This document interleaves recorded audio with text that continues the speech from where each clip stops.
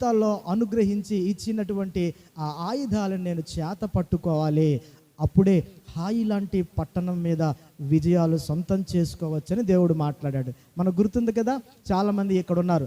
ఇప్పుడు హాయి పట్టణం మీద గొప్ప విజయాన్ని ఇచ్చాడు దేవుడు యెహోషువకి. ఎలాంటి విజయాన్ని ఇచ్చాడో ఇక్కడ అన్నీ చూసాం కాబట్టి అందుకే నేను మరలా వెనక్కి వెళ్ళట్లేదు. ఇప్పుడు విజయం తర్వాత ఆ రాజును కూడా వారు కంప్లీట్గా నాశనం చేశారు, హాయి పట్టణాన్ని సొంతం చేసుకున్నారు. అందుకనే ఈ వాక్యాన్ని 3 భాగాలుగా నేను 8వ అధ్యాయం స్టార్టింగ్లోనే చెప్పాను. ప్రారంభంలో ఒక ప్రామిస్ పొందుకున్నాడు యెహోషువ, తర్వాత దేవుని దగ్గర నుంచి ఒక ప్లాన్ సంపాదించుకున్నాడు. ఇప్పుడు ప్రభువు దగ్గర ప్రైజింగ్ చేస్తూ ఉన్నాడు, స్తుతిస్తూ ఉన్నాడు. తెలుగులో మనం చూసుకున్నాం, ఓ మంచి వాగ్దానం దేవుని దగ్గర నుంచి పొందుకున్నాడు, ఓ మంచి వ్యూహాన్ని పొందుకున్నాడు, ఓ గొప్ప విజయాన్ని స్వతంత్రించుకున్నాడు.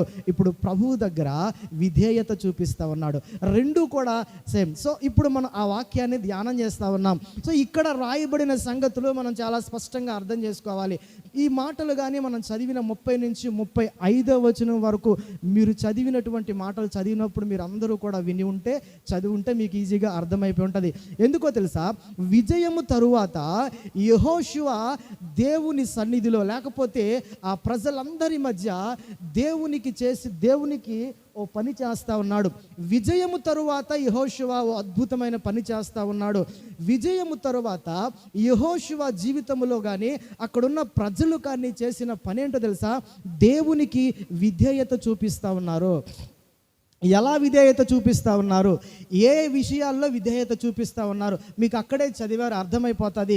ఇక్కడ చూడండి, ప్రారంభ వచనంలో అంటాడు, మోషే ధర్మశాస్త్ర గ్రంథములో వ్రాయబడిన ప్రకారము యెహోషువ సేవకుడైన మోషే ఇశ్రాయేలీయులకు ఆజ్ఞాపించినట్లు యెహోషువ ఇశ్రాయేలీయుల దేవుడైన యెహోవా నామమున బలిపీఠమును ఇనుప పనిముట్లు తగిలింపని కారు రాళ్లతో ఏబాలు కొండ మీద కట్టించను. అర్థమైపోతుంది యెహోషువ ఎలాంటి విధేయుడో, అక్కడ ప్రజలు దేవునికి ఎలాంటి విధేయత చూపించారో ఈరోజు మనం నేర్చుకోవచ్చు.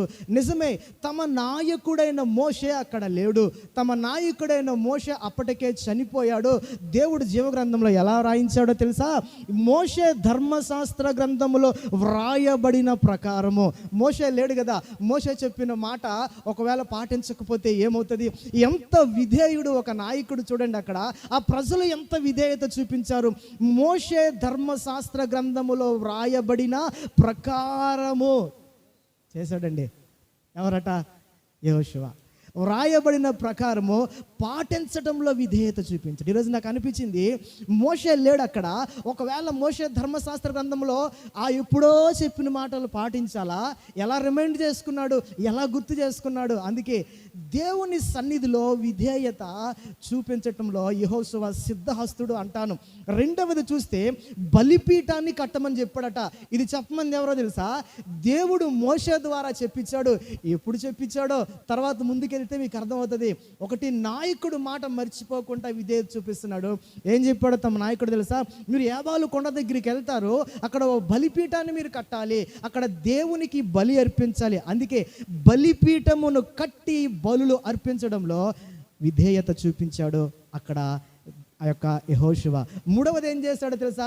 ఇంకా చెప్పాడు మోషే, ఆ తరువాత మీరు ఏం చేయాలో తెలుసా? అక్కడికి వెళ్ళిన తరువాత రాతి బలిపీఠాలు కట్టాలి, రాళ్లతో బలిపీఠాన్ని కట్టమని చెప్పాడు. అప్పటికే ప్రత్యక్ష గుడారం ఉంది. అప్పటికే ప్రత్యక్ష గుడారములో దేవునికి ఒక బలిపీఠం ఉంది. ప్రతిరోజు అక్కడ దహన బలులు జరుగుతాయి, సమాధాన బలులు జరుగుతాయి, పాప పరిహారార్థ బలులు జరుగుతాయి. ఇవన్నీ జరుగుతున్న బలిపీఠం ఉన్నా కూడా దేవుడు ఒక ప్రత్యేకమైన బలిపీఠాన్ని అక్కడ కట్టమని ముందే చెప్పాడు. నేను ఈ మాటలన్నీ మీకు త్వరగా ముందు చదివి వినిపించేస్తాను. ఎందుకు చెప్తున్నంటే, బలిపీఠాన్ని కట్టమని చెప్పాడు, విధేయత చూపించాడు. మూడవది ఏం చేయాలి తెలుసా? ధర్మశాస్త్రములోని వాక్యమును చదువుటలో వినుటలో వారు చూపించిన విధేయత చాలా అమోఘమైనది అండి. ధర్మశాస్త్ర గ్రంథాన్ని చదువుటలో, వాటిని వినుటలో వారు చూపించినటువంటి విధేయత చాలా చాలా అమోఘమైనది. ఎందుకంటే వినండి, ఆ లాస్ట్లో అన్నాడు, ఈ ధర్మశాస్త్ర గ్రంథములో వ్రాయబడిన వాటన్నిటిని బట్టి, ఆ ధర్మశాస్త్ర వాక్యములన్నిటినీ అనగా దాని దీవెన వచనము, శాప వచనము చదివి వినిపించాడు. స్త్రీలు, పిల్లలు, పెద్దలు, పరదేశులు అది ముగించినంత వరకు ఉన్నారు. ఉంటామేంటి? ధర్మశాస్త్ర గ్రంథంలో వ్రాయబడినవన్నీ చదివాడు ఎవరు? యెహోషువ. అవన్నీ విన్న స్త్రీలు, పిల్లలు, పరదేశులు వాళ్ళందరూ కూడా అక్కడ చివరాఖరి వరకు చదివి వినిపిస్తే అందరూ వినిచుండగా, ఇదిగో ఆ వాటన్నిటిలో చదువక విడిచిన మాట ఒకటి కూడా లేదటండి. స్కిప్ అయిపోతాం మనమైతే. బోర్ కొట్టేస్తుంది. సంఖ్యాకాండం చదువుతూనే బోర్ కొట్టేస్తుంది. దినవృత్తాంతం ఏంట్రా బాబు ఇవన్నీ మనకి బోర్ అనిపిస్తుంది ధర్మశాస్త్రం చదివితే. ఆయన అంటాడు, అందులో వదిలిన ఒక్క మాట లేదన్నాడు. నేను ఈ మాట చదివి చాలా ఇన్స్పైర్ అయిపోయాను. ఒక్క మాట మిస్ అవ్వకుండా అక్కడ దేవుని వాక్యాన్ని చదివి వినిపించినప్పుడు నేను కొన్ని ప్రశ్నలు వేసుకున్నాను. నా సెల్ఫ్గా నేను కొన్ని ప్రశ్నలు తయారు చేసుకున్నాను. ఏమనిపించింది తెలుసా? చూడండి, ఈ 5 వచనాల్లో ఒక 5 ప్రశ్నలు వేసుకున్నాను. వినండి, మీకు కూడా ఉపయోగపడతాయి. యుద్ధము తర్వాత గొప్ప విజయం వచ్చింది. ఆ విజయము తరువాత యెహోషువ చేసిన పని ఏంటి అని నేను రాసుకున్నాను. నిజమే, నా జీవితంలో యెహోషువ చేసిన పని నేను చేయాలి. యెహోషువ ధర్మశాస్త్రాన్ని వారి మధ్య ఎలా చదివించాడు వినండి. ఆ తర్వాత ధర్మశాస్త్రంలో అన్నీ తెలియాలా, దీవెన వచనము, శాపవచనము కూడా చదివినిపించాడు. నేను ఇక్కడ ఫుల్ స్టాప్ ఆగాను. ఎందుకో తెలుసా? ఈరోజు అన్ని దీవెన వచనాలే మానవునికి కావాలి. శాపవచనం ఒకవేళ నా నోటి నుంచి అమ్మో శాపాలు ఎట్టేస్తాను అంటారు. కాదు, అది తప్పు. అది అసలు అంత మాత్రం కానే కాదు. ఎందుకంటే ధర్మశాస్త్రంలో దీవెన వచనం తెలిసినప్పుడు రైట్ ఏంటో తెలియాలి, రాంగ్ ఏంటో తెలియాలి. ఇప్పుడు శాపవచనము కూడా చదివాడట. ఏంటో ఆ ప్రశ్న నాకు నేను రాసుకున్నాను. ప్రభువా, దీవెన వచనము, శాపవచనము తెలియాలి. దీవెన వచనం తెలియాలి. లేదనుకోండి అన్ని ఆశీర్వాదాలకి అలవాటు పడిపోతాం. శ్రమలొద్దు ప్రభువా, శోధనలొద్దు ప్రభువా, దీవెన అంత కంప్లీట్ ప్రాస్పరిటీయే. ఇంకేమి కూడా కష్టాలు, శ్రమలు ఏమి కూడా వద్దు. తెలియకపోతే మరి భయమే. అందుకే ఈరోజు ముందుకెళ్ళిపోతాం. సో ధర్మశాస్త్రంలో ఉన్న దీవెన వచనము, శాపవచనం చదివాడు కదా. ఎలాగిన్నారో తెలుసా? ఎంత టైం కేటాయించారు అలా అనిపించింది. నాకు అనిపించింది. నేను అనుకుని కొన్ని ప్రశ్నలు రాసుకున్నాను. వీళ్ళు ఎంత టైం కేటాయించుంటారు? ఎవరు? అక్కడున్న ప్రజలు. కొన్ని లక్షల మంది ప్రజల్లో స్త్రీలు, పరదేశులకు పుట్టినోళ్ళు, బయట వాళ్ళు ఉన్నారు, ఇన్సైడ్ ఉన్న వాళ్ళు ఉన్నారు, పిల్లలు, పెద్దలు అందరూ కూడా పిన్ డ్రాప్ సైలెన్స్గా ఈ 2 కొండల దగ్గర, యాబాల కొండ, గిరిజిం కొండ దగ్గర మందసాన్ని అక్కడ పెట్టి అటు ఇటు ప్రజలు నిలబడి, యాజకులు అటు ఇటు నిలబడి ధర్మశాస్త్రాన్ని యెహోషువ చదువుతుంటే పిన్ డ్రాప్ సైలెన్స్గా అందరూ వింటుంటే నా మనసు 5 వచనాలు చదివాను. 5 వచనాల్లో ఒక్క వచనం ధ్యానం చేయడానికే ఒక 2-3 వారాలు పట్టింది. నాకు అనిపించింది. సో అందుకే నేను కొన్ని ప్రశ్నలు వేసుకున్నా, కానీ మీరు కూడా వేసుకోండి మీ మనసులో. ఈరోజు ఒక వచనాన్ని ధ్యానం చేసేసి కొద్ది సమయం ఉంది కాబట్టి చాలా త్వరగా చెప్పేస్తాను. అందుకే విజయము తరువాత యెహోషువ చేస్తున్న పని మనం చేయాలి. విజయం తర్వాత యెహోషువ ఏం చేశాడు? దేవునికి, ఇదిగో యెహోషువకి నాయకుడు చెప్పిన మాటను బట్టి ఒక బలిపీఠాన్ని కట్టినట్లుగా చూస్తాం. నేను అనుకున్నాను, చాలా విజయాలు మన జీవితాల్లో ఉన్నాయి కదా, విజయము తరువాత యెహోషువ చేస్తున్న పని మనం చేయగలుగుతున్నామా? యెహోషువ చెప్పినటువంటి మాటలు మనం అనుసరించగలుగుతున్నామా? మన జీవితాల్లో ఎన్ని విజయాలంటే బాల్యం నుండి లెక్కేసుకుంటే, ఆడినప్పుడు కానీ, పాడినప్పుడు కానీ, నడిచినప్పుడు కానీ, చదివినప్పుడు కానీ, ఉద్యోగుడు కానీ, పెళ్ళి కానీ, పిల్లలు కానీ, సావప్పుడు కూడా, అన్నీ కూడా. ఇప్పుడు ఎన్ని విజయాలు. ఇన్ని విజయాల తర్వాత యెహోషువ చేసిన పని చేయగలమా? చేయాలి. అందుకే నేను త్వరగా చెప్తున్నాను. మోషే ముందే చెప్పాడండి వాళ్ళకి. ఒకసారి మీరు రండి, ద్వితీయోపదేశకాండం 27వ అధ్యాయంకి వస్తే మోషే చెప్పిన మాట ఎంత పక్కాగా అనుసరిస్తున్నాడు. 27వ అధ్యాయం అలా తీసి పెట్టుకోండి. 1వ వచనం నుంచి చూస్తూ ఉంటే, మోషే ఇశ్రాయేలీయుల పెద్దలను ప్రజలతో ఇట్లనిరి, సో నేను మీకు విధించుచున్న ధర్మమును మీరు ఆచరించాలి. మీ దేవుడైన యెహోవా మీకు ఇచ్చు దేశమున ప్రవేశించుటకు మీరు యొర్దాను దాటు దినమున మీరు పెద్ద రాళ్లను నిలబెట్టి వాటి మీద సున్నం పూసి, నీ పితరుల దేవుడైన యెహోవా నీతో చెప్పినట్లు నీ దేవుడైన యెహోవా నీకు ఇచ్చుచున్న పాలు తేనెలో ప్రవహించు దేశమున ప్రవేశించుటకు నీవేరు దాటిన తర్వాత ఈ ధర్మశాస్త్ర వాక్యములన్నిటినీ కూడా అక్కడ ఏం చేయాలి, వాటి మీద రాయాలి. సో యాబాలు కొండ మీద నిలబెట్టి వాటి మీద సున్నం పేస్తూ ఇక్కడ 5వ వచనం, అక్కడ నీ దేవుడు యెహోవాకు బలిపీఠం కట్టాలి. ఇది నా మాట. ఓ మాట మీ మనసులో రాసుకోండి. యెహోషువకి దేవుడు మోషే ద్వారా ముందే తెలియచేశాడు, నీ జీవితంలో గొప్ప విజయాన్ని దేవుడు ఇవ్వబోతున్నాడు. ఆ విజయము తర్వాత నువ్వేం చేయాలో తెలుసా? ఏ యాబాలు కొండ మీద అయితే దేవుడు చెప్తున్నాడో అక్కడ నీ దేవునికి ఒక బలిపీఠాన్ని నువ్వు కట్టాలి. నీ దేవునికి ఒక బలిపీఠాన్ని కట్టాలి. ఆ బలిపీఠం మీద ధర్మశాస్త్ర గ్రంథాలు ఆ రాళ్ళ మీద రాయాలి. నా చిన్నప్పుడు మా ఊర్లో కరెక్ట్గా రోడ్డు మీద దిగితే మీరు మాకు షుగర్ ఫ్యాక్టరీ ఉండేది. నా చిన్నతనంకి అది మూసేశారు. మా ఊర్లోకి వెళ్ళే తోవలో పెద్ద ప్రహరీ గోడ ఉండేది. ఆ షుగర్ ఫ్యాక్టరీ అంతా మా ఊర్లో బాప్టిస్ట్ చర్చ్ వాళ్ళు ఏం చేశారంటే ఫస్ట్ మా ఈ యొక్క చివరి గోడ నుంచి కూడా ఆ ఫ్యాక్టరీ ఎండింగ్ వరకు కూడా గోడ మీద దేవుని వాక్యాలు ఉండేవి. నాకు అర్థమయ్యేది కాదు. నేను బాగా ఎలిమెంటరీ స్కూల్ చదువుతున్నప్పుడు త్రోవంటి వెళ్తూ ఉంటే ప్రతి ఒక్క ఫ్రేమ్ మీద, ఇప్పుడు ఒక్కొక్క ఫ్రేమ్ ఉంటుంది కదా గోడ, ప్రతి ఫ్రేమ్ మీద కూడా వాక్యాలు ఉండేవి. ఈ కల్చర్ ఎక్కడి నుంచి వచ్చిందని నేను అనుకుంటే దేవుడు చెప్తా ఉన్నాడు, ఓ బలిపీఠాన్ని రాళ్లతో కట్టు, ఆ రాళ్ల మీద దేవుని యొక్క ధర్మశాస్త్ర ప్రతి నీవు రాయాలి. నాకు ఈరోజు చదివితే అర్థమైందండి ఎందుకు గోడ మీద దేవుని వాక్యాన్ని మనం రాస్తాం బయట. దేవుడు ఆ రోజు ఓ బలిపీఠాన్ని కట్టి మోషే ద్వారా ప్రకటన చేస్తున్నాడు, అక్కడ ఒక వాక్యం రాయి నువ్వు అని చెప్తున్నాడు. అందుకని తర్వాత బలిపీఠాన్ని కట్టి ఊరుకోవద్దు, అక్కడ బలి అర్పించు అని చెప్పాడు.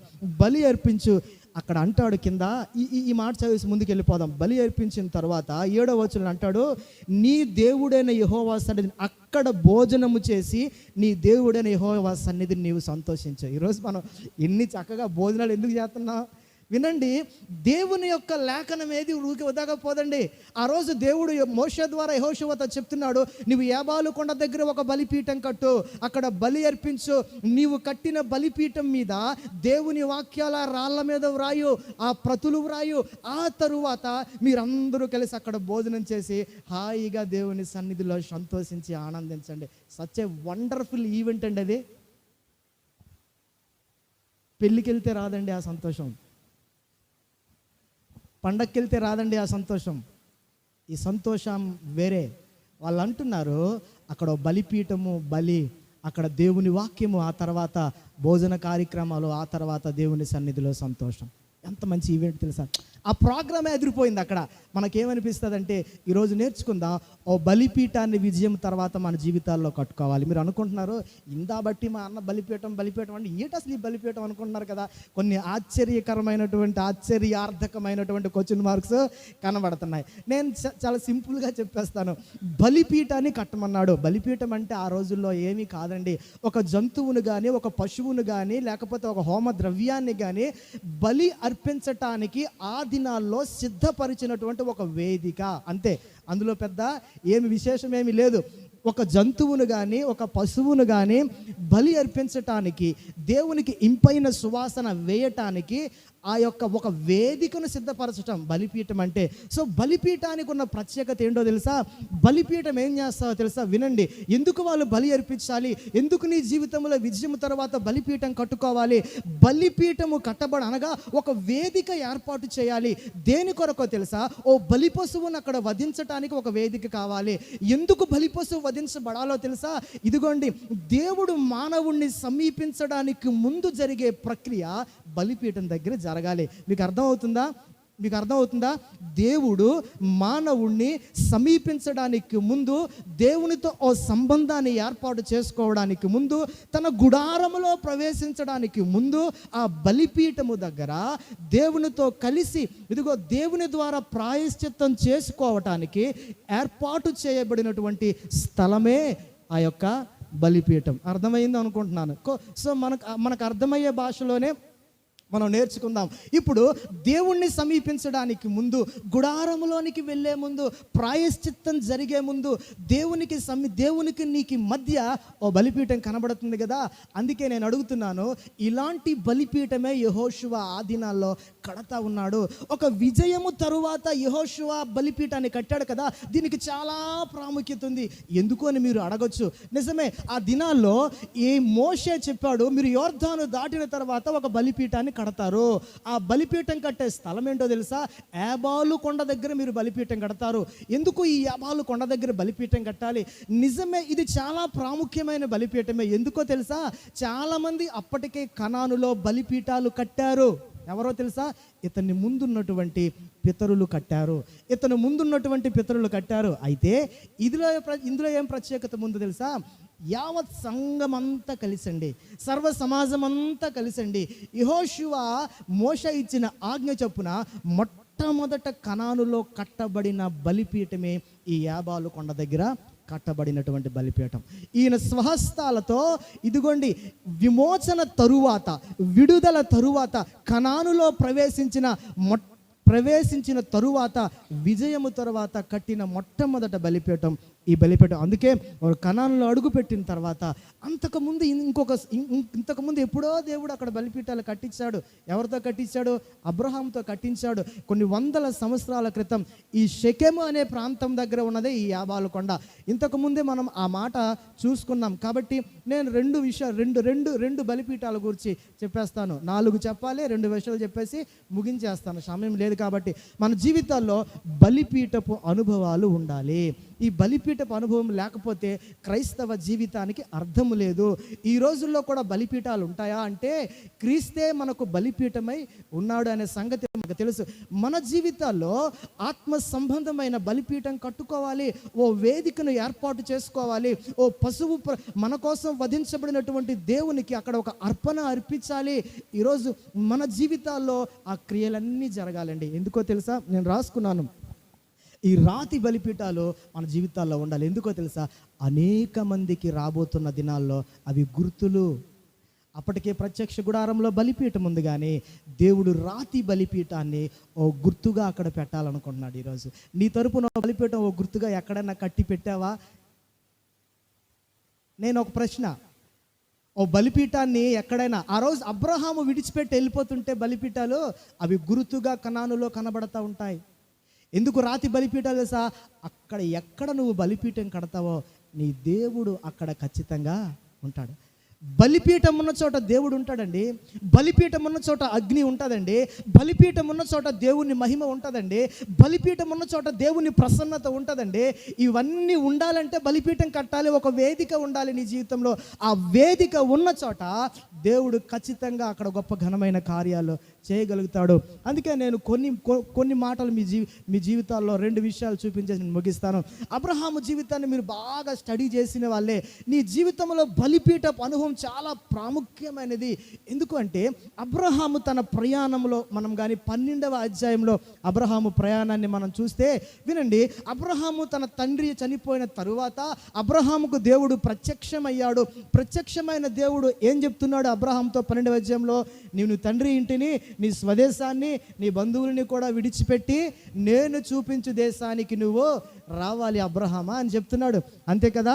ఎప్పుడైతే అబ్రహాముతో దేవుడు ఆ మాట పలికాడో, ఎప్పుడైతే అబ్రహాంతో దేవుడు ఆ మాట చెప్పిన తర్వాత వినండి, అబ్రహాము ప్రయాణం అవ్వడం ప్రారంభించాడు. అబ్రహాము ప్రయాణమవుతూ ఎంతవరకు వచ్చాడో తెలుసా? వినండి, అక్కడ అలా మీరు చూస్తూ ఉంటే 6వ వచనంలో కానీ చూస్తే ఇదిగోండి, అక్కడ అప్పుడు అబ్రహాము షెకెమునందలి ఒక స్థలము దాకా దేశ సంచారము చేసి మోరే దగ్గరున్న సింధూర వృక్షమునొద్దకు చేరెను. అప్పుడు కనానీయులు ఆ దేశములో నివసించారు. చూడండి, యెహోవా అబ్రహామునకు ప్రత్యక్షమై నీ సంతానమునకు ఈ దేశం ఇచ్చేదనని చెప్పగా అతడు తనకు ప్రత్యక్షమైన యెహోవాకు ఒక బలిపీఠాన్ని కట్టాడు. వింటున్నారా? అబ్రహాము కనానుకు ప్రయాణమయ్యాడు. ప్రయాణమైన తర్వాత ఎక్కడి దాకా వచ్చాడు? షెకెము అనే ప్రాంతం దగ్గరికి వచ్చాడు. ఆ షెకెము దగ్గరికి వచ్చిన తర్వాత దేవుడు ఏం చేశాడో తెలుసా? అబ్రహాముతో మాట్లాడడం ప్రారంభించాడు. అబ్రహాంతో ఏం మాట్లాడుతున్నాడు? ఇదిగో నీ సంతానమునకు ఈ దేశాన్ని ఇస్తానని చెప్పగా అంతే, ఒకే ఒక మాట్లాడాడు దేవుడు. అబ్రహామా, నీకు నీ సంతానానికి ఈ దేశాన్ని నేను ఇస్తాను, నీ సంతానానికి ఈ దేశాన్ని ఇస్తానని చెప్పాను. మీరు ఒకసారి ఆ వచనం కానీ ఒకసారి ఆలోచిస్తే నాకు చాలా ఆనందం అనిపించింది. ఎందుకు తెలుసా? అబ్రహాముకున్న పరిస్థితులు ఎలాంటివో తెలుసా? ఎలాంటి పరిస్థితుల్లో దేవుడు మాట్లాడుతుంటే అబ్రహాము చేసిన పని ఏంటో తెలుసా? ఎప్పుడైతే అబ్రహాంతో దేవుడు ఆ మాట మాట్లాడాడో అక్కడ తనకు ప్రత్యక్షమైన యెహోవాకు ఒక బలిపీఠాన్ని అబ్రహాం కట్టాడు. ఏం చేశాడట? తనకు ప్రత్యక్షమైన యెహోవాకు ఒక బలిపీఠాన్ని కట్టాడు. ఎప్పుడు కట్టాడు అబ్రహాము బలిపీఠానో తెలుసా? దేవుడు ప్రత్యక్షమై ఓ మాట మాట్లాడు అబ్రహాంతో, నీ సంతానమునకు ఈ దేశాన్ని నేను ఇస్తాను. ఎలాంటి పరిస్థితులు ఉన్నాయో తెలుసా? అక్కడ అబ్రహాముని దేవుడు బయటికి తీసుకొచ్చిన తర్వాత కనాను దేశాన్ని ఇస్తానని చెప్పాడు. కనాను దేశాన్ని ఇస్తానని చెప్పిన తర్వాత అబ్రహాము తిరిగాడు. కనాను దేశం వచ్చి షెకెము దాకా వచ్చాడు. అబ్రహాముకు పరిస్థితులన్నీ అర్థమైపోతూ ఉన్నాయి. కనానంతా సంచారం చేస్తూ ఉంటే అబ్రహాముకు అక్కడ ఉన్నటువంటి స్థితిగతులన్నీ అర్థమవుతున్నాయి. ఏంటో తెలుసా? అక్కడ కనానీయులు ఉన్నారనే సంగతి అబ్రహాము గమనించాడు. అక్కడ కనానీయులు ఉన్నారనే సంగతి అప్పుడు గమనిస్తే అబ్రహాము ఒక్క క్షణము ఆలోచించి ఉంటాడు, నా దేవుడు నన్ను కనానుకు వెళ్ళమని చెప్పాడు కదా, నేను ఒంటరి వాడిని కదా, నేనొక్కడనే కదా, నేనే అంతమంది భారాన్ని నేనే మొయ్యాలి కదా. తను ఎంత వేగంగా ప్రయాణం చేశాడో అంత వేగంగా కనానులో ఉన్న దేశ సంచారం చేసి చూస్తూ ఉంటే అబ్రహాంకు ఒక విషయం అర్థమైపోయింది, ఆ దేశంలో కనానీయులు నివాసం చేస్తూ ఉన్నారని. అబ్రహాం ఆలోచన విధానాలు ఎలా పరిగెట్టాలో తెలుసా? అక్కడ ఉన్న పరిస్థితులు ఎలాగున్నాయో తెలుసా? ఆ పరిస్థితుల్లో యెహోవా అతనికి షెకెములో ప్రత్యక్షమయ్యాడు. ప్రత్యక్షమయ్యేమన్నాడు తెలుసా? అబ్రహామా, నీ సంతానానికి ఈ దేశాన్ని ఇస్తానయ్యా అని అన్నాడో లేదో బలిపీఠం కట్టిస్తాడండి. నేను అనుకున్నాను, ఎందుకు ఆ బలిపీఠం కట్టాడో తెలుసా? అబ్రహాము దేవునికి కృతజ్ఞతాస్తుతి చెల్లించడం ప్రారంభించాడు. అబ్రహాము, నా దేవుడు నాకు ఈ దేశాన్ని, నా బిడ్డలకు ఈ దేశాన్ని ఇస్తానన్నాడు, నా దేవునికి నేను ఒక బలిపీఠం కట్టాలి, నా దేవునికి కృతజ్ఞతాస్తుతి చెల్లించాలి. ఆ దినాల్లో బలిపీఠపు ప్రత్యక్షత ఎప్పుడు దేవుడు అనుగ్రహించాడు? ఎక్కడో మోషేకి అనుగ్రహించాడు. మోషేకి నమూనా చూపించాడు. మోషే, నా బలిపీఠం ఇలా కట్టాలి మోషే. అబ్రహాముకి ఎవరు చెప్పారు బలిపీఠం నమూనా? అబ్రహాముకి ఎవరు కట్టమని చెప్పారు బలిపీఠం యొక్క గుర్తులు? అబ్రహాము ఎలా కట్టగలిగాడు బలిపీఠం తెలుసా? నిజమే, దేవునితో ఎవడు సంబంధం కలిగి ఉంటాడో, దేవునితో అనుసంధానం కలిగి ఉంటాడో, దేవునికి ఇష్టంగా బ్రతుకుతాడో ఆ గుర్తులు అర్థమవుతాయి. అబ్రహాము మొట్టమొదట ఒక బలిపీఠం కట్టగలిగాడు. నేను అనుకున్నాను, అక్కడ కృతజ్ఞతాస్తుతి అనే ఒక బలిపీఠం అబ్రహాం జీవితంలో ఉంది. నేను ఆ మాట నాకు చాలా ఆశ్చర్యం అనిపించింది. నా జీవితంలో అబ్రహాము లాంటి పని నేను చేయగలనా? కష్టమే కదా. ఇప్పుడు బలిపీఠం కట్టాలంటే దాని కింద బోల్డ్ అంత జమ ఖర్చు ఉంటుంది. ఊరికే 4 రాళ్ళేసి కట్టేసినంత మాత్రాన్ని అక్కడ పని అయిపోయినట్లు కాదు. బోల్డ్ అంత పని ఉంది. బలిపీఠం కట్టేసి వదిలేయడం కాదు. బలిపీఠం కట్టి దాని మీద పశువు గోవు ఏదైతే వధించి అర్పణ అర్పించి దేవుడు అంగీకరించాలి, ఇష్టపడాలి, దేవుడికి నచ్చాలి, ఇవన్నీ జరగాలి. అందుకే ఓ వేదికను ఏర్పాటు చేయాలి. అది ఏ వేదికో తెలుసా? నీ జీవితంలో కృతజ్ఞత స్తుతి అనే ఓ బలిపీఠం కట్టగలగాలి. అబ్రహాముకు ప్రత్యక్షమయ్యాడు దేవుడు. వెంటనే చెప్పాడు, ఈ సంతానం నీకు దేశం ఇస్తానంటే పొంగిపోతున్నాడు అబ్రహాం. ఓ నా దేవుడు చూశాడు. ఎందుకు అంత సంతోషం వచ్చింది తెలుసా అబ్రహాంలో? చెప్పండి మీరు, ఎందుకు వచ్చింది తెలుసా? చూస్తే కనానీయులు చాలా బలమైన వారు కనబడుతున్నాడు. చాలామంది ప్రజలు అక్కడ ఉన్నారు. చాలామంది హివ్వీయులు, పెరిజ్జీయులు, హిత్తీయులు, ఇంతమందిని చూశాడు. అబ్రహామును చూసుకున్నాడు. ఇలాంటి వాళ్ళ మధ్య, ఇలాంటి ప్రజల మధ్య ఈ కనాను దేశాన్ని నాకు ఇస్తానన్నాడా? ఏమంటే మీరు ఊహించండి, అబ్రహాముకు ఆ మనస్సు రాదంటారా? ఆయన అక్కడ దేవుడు రాశాడు, ఆ దేశములో కనానీయులు నివసించారు, అక్కడ ఓ బలిపీఠం కట్టాడు. ఎప్పుడు కట్టాడో తెలుసా? అనుకూలమైన పరిస్థితుల మధ్య అబ్రహాం బలిపీఠం కట్టలా. ఈ మాట నాకు దేవుడు ఆ మాట చదివినప్పుడు దేవుడు ఈ మాట నాకు తెలుపుతున్నాడు. స్టీఫెన్, అబ్రహాము కట్టిన ఆ బలిపీఠం ఎలాంటిదో తెలుసా? ఎప్పుడు కృతజ్ఞత చెప్తున్నాడో తెలుసా? అబ్రహాము ఎప్పుడు స్తుతి చెప్తున్నాడో తెలుసా? అనుభవించలేదు అబ్రహాము. నేను ఆ మాట చదువుతుంటే నా కళ్ళంబట అలా రాస్తున్నాను బుక్ మీద. ప్రభువా తనకు ప్రత్యక్షమని ఒక మాట చెప్పాడండి, అంతే. ఏ మాట చెప్పాడు తెలుసా? నీ సంతానానికి ఈ దేశాన్ని ఇస్తానన్నాడు లేదా బలిపీఠం కట్టాడండి. మనము ఇచ్చిన తర్వాత కట్టే అలవాటు మంది. ఏంటి? ఉద్యోగం వచ్చిన తర్వాత, పెళ్ళయిన తర్వాత, పిల్లలు పుట్టిన తర్వాత, ఎన్ని ఉంటాయి అన్ని తర్వాత కృతజ్ఞత అంతా తర్వాత, స్తుతి అంతా తర్వాత. నేను చదువుతుంటప్పుడు నాకు దేవుడు అంటున్నాడు, స్టీఫెన్, అననుకూలమైన పరిస్థితులు ఉన్నాయి కదా అబ్రహాంకు. అబ్రహాము కనానులు ఉన్నారట, కనానీయులు ఉన్నారట అబ్రహాం చుట్టూ. కనానీయుల మధ్య అబ్రహాము గెలవగలడా? కనానీయుల మధ్య అసలు దేవుని బలిపీఠం కట్టాలంటే ఎన్ని దమ్ముండాలండి అబ్రహాంకి? ఎంత దమ్ముండాలి? కట్టగలడా? నాకు ఆ మాట చదువుతుంటే అసలు దేవుడు ఎవరో తెలియదు ఆ ప్రజల మధ్య, తెలుసా? అబ్రహాం వచ్చిన తరువాతే బలిపీఠం కట్టాడు, యెహోవా నామమున ఒక బలిపీఠం కట్టాడు. అర్థమవుతుంది కనానీయుల మధ్య ఈయన యెహోవా అని అర్థమవుతుంది. బలిపీఠం ఎందుకు కట్టాడో తెలుసా? అతని దేవుడు ఎవరో ప్రజలకు తెలియాలి, అతని దేవుని గొప్పతనం ఏంటో ప్రజలకు తెలియాలి. షెకెములో ప్రారంభించాడు అతని ప్రయాణము, షెకెములో అడుగు పెట్టాడు, షెకెములో బలిపీఠం కట్టాడు. ఈరోజు నేను కొన్ని ప్రశ్నలు వేసుకున్నాను. నీ దేవునికి కృతజ్ఞతాస్తుతి ఎప్పుడు చెల్లిస్తా ఉన్నావు? అనుకూలమైన పరిస్థితుల్లో ప్రభువా నువ్వు నాకు మేలు చేసావయ్యా, ప్రభువా నీకు నన్ను దీవించావయ్యా అని చెప్పడము కంటే నేను అబ్రహాముని మోడల్గా తీసుకున్నాను. ఎందుకో తెలుసా? అబ్రహాం, అందుకే దేవుడు అబ్రహాం గురించి రాశాడు హెబ్రీ పత్రికలో. దూరం నుంచి చూశాడట, ఆ వాగ్దాన ఫలము అబ్రహాము ఇంకా అనుభవించలేదు అని రాశాడు. ఎంత దేవుడు సాటిస్ఫై అయిపోతున్నాడు తెలుసా? ఎంత దేవుడు సంతోషపడిపోతున్నాడు తెలుసా? అబ్రహాం జీవితంలో నీ దేవుడు ఈరోజు ఏదన్నా వాగ్దానం ఇచ్చాడా, ఇచ్చిన వెంటనే కృతజ్ఞత చెప్పే అలవాటు అబ్రహాం దగ్గర నుంచి నేర్చుకోవాలి, స్తుతి అర్పించాలి. కీర్తన 43:4 అంటాడు, అప్పుడు నేను దేవునికి దేవుని బలిపీఠమునొద్ద నాకు ఆనంద సంతోషములు కలుగజేయు దేవుని యొద్దకు చేరుతాను. దేవా, నా దేవా, సితారా వాయించుచు నీకు కృతజ్ఞతాస్తుతి చెల్లిస్తాను. దావీదు అంటున్నాడు, నేను బలిపీఠమునొద్దకి చేరుతాను, నాకు ఆనంద సంతోషములు కలుగజేయు ఆ బలిపీఠమునొద్ద నేను దేవునికి సితారా వాయిస్తూ నేను కృతజ్ఞతాస్తుతి చెల్లిస్తాను. చప్పట్లు కొట్టడానికే నాకు కష్టం, చప్పట్లు కొట్టడానికే నాకు కష్టమైపోద్ది. ఎందుకు? దావీదు అంటున్నాడు, బలిపీఠం నద్దకు వచ్చిన తర్వాత మౌనంగా నేను ఉండలేనయ్యా. ఎందుకు నేను మౌనంగా ఉండలేను తెలుసా? నాకు ఆనందం ఏదన్నా ఉందంటే బలిపీఠమే, నాకు సంతోషం ఏదన్నా ఉందంటే బలిపీఠమే. నాకు ఆనంద సంతోషములు కలుగచేయి నా దేవుని దగ్గరకు వచ్చిన తర్వాత నేను సితారా వాయించుచు నా దేవునికి కృతజ్ఞతాస్తుతులు చెల్లిస్తున్నాను. మీకు తెలుసా, దావీదు రాసినటువంటి కీర్తనలు ఆల్మోస్ట్ తన శ్రమల్లో ఉన్నప్పుడే రాశాడు, ఆల్మోస్ట్ తన కీర్తనలన్నీ బాధలో ఉన్నప్పుడే రాశాడు, ఆల్మోస్ట్ తన అరణ్యాల్లో ఉన్నప్పుడే రాశాడు కీర్తనలు. ఎక్కువ కీర్తనలు రాయబడేవి శ్రమల్లో రాశాడు, కష్టాల్లో రాశాడు, బాధల్లో రాశాడు, తరమబడుతున్నప్పుడు రాశాడు.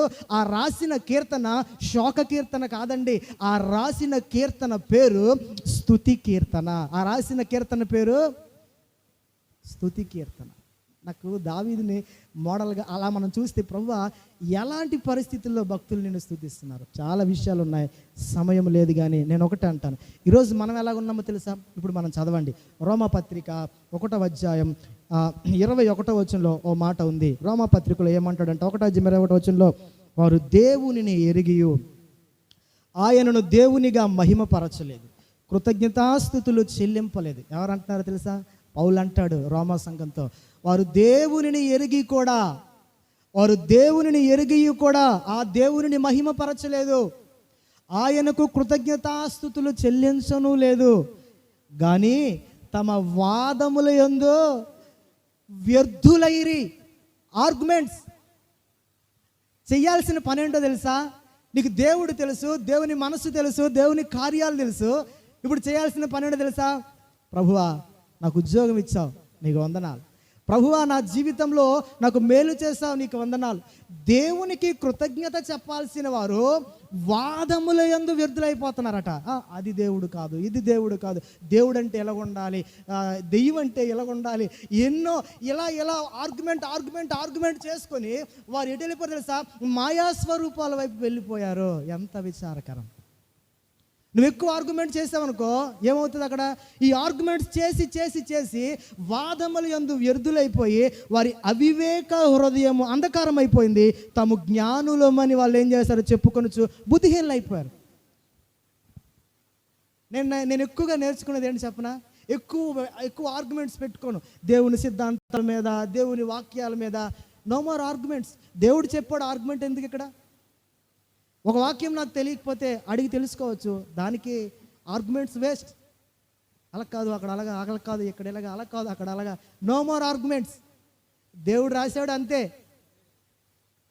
వీళ్ళు ఏమంటారు తెలుసా, వాళ్ళకి దేవుణ్ణి ఎరిగి కూడా కృతజ్ఞత మానేశారు, స్తుతించి మానేశారు, ఇవన్నీ మానేసి అలా కాదు కానీ ధర్మశాస్త్రం ఇలాగ ఉంది కదా, అలా కాదు కానీ అక్కడ ఇలాగ ఉంది కదా, ఇవైపు ఎక్కువైపు వీళ్ళకి. అప్పుడు ఏమైంది తెలుసా, నిజమైన దేవుణ్ణి విడిచిపెట్టేసి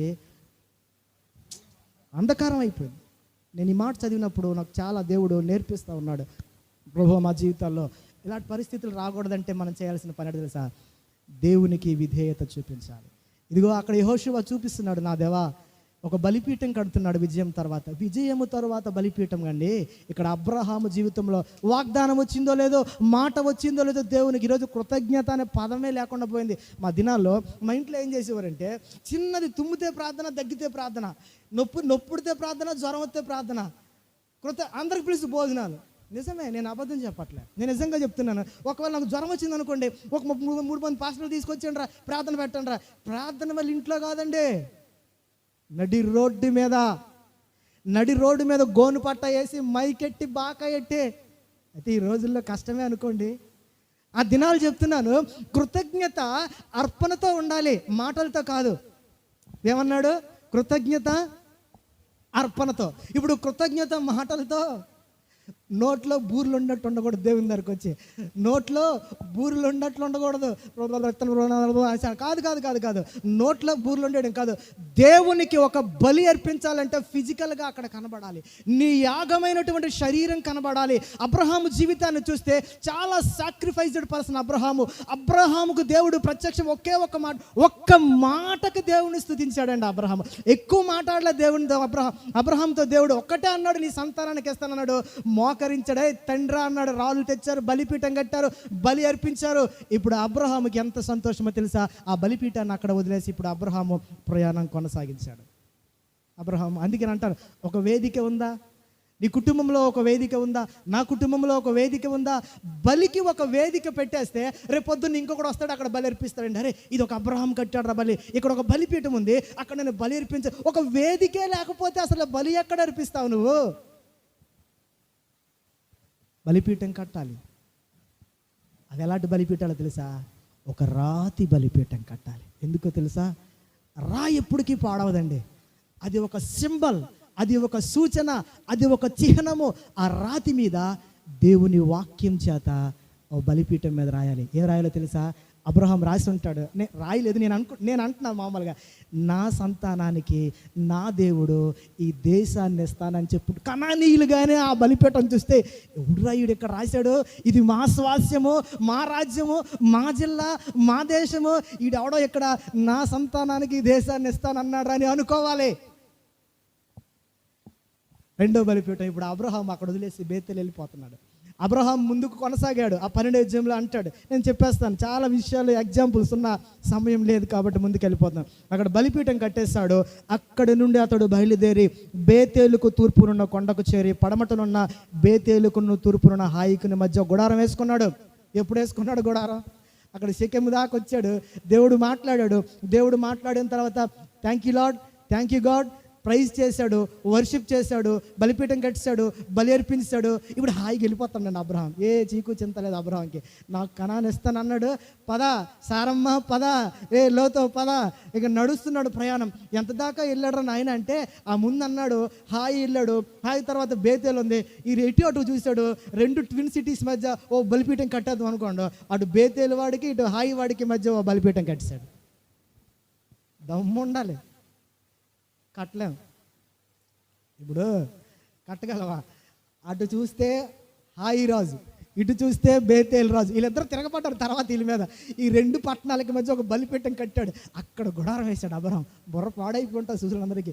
రే ఈడు ఎవడరా బాబు, ఈడు చూస్తే సింగిల్ పర్సన్, ఈడు మా రాజ్యంలోకి వచ్చి మా దేశంలోకి వచ్చి ఇక్కడ బలిపీఠం కడుతున్నాడు అని అనుకొని ఉండి ఉంటారు. అయితే నా అంశం అది కాదు, మన టాపిక్ అది కాదు. కానీ అక్కడికి వెళ్ళి ఏం చేశాడట, బలిపీఠాన్ని కట్టాడట.